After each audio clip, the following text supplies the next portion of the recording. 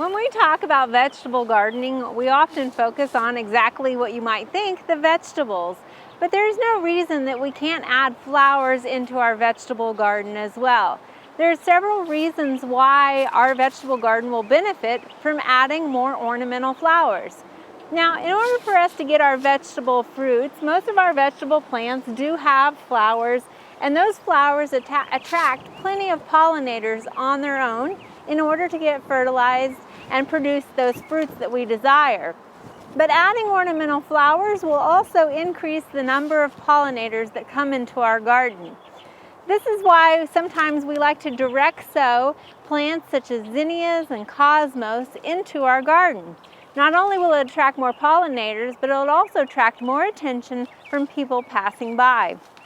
We have some cosmos here, and cosmos are a great plant that you can just easily direct sow out into the garden. Now, adding ornamental flowers to your vegetable garden doesn't just have to be for aesthetic purposes. You can add plants such as marigolds and nasturtiums, which will not only make your vegetable garden look a little more colorful, but it'll also brighten up your salad bowl. You can also incorporate sunflowers, echinacea, and daisies as a way to integrate cutting flowers into your vegetable garden. Here we're going to sow some sunflower seeds directly amongst our squash. These are teddy bear sunflowers, and they only get to be about 18 to 24 inches tall. So they're going to stay relatively short amongst our squash plants. But they'll just provide us a little additional color as we go throughout the season.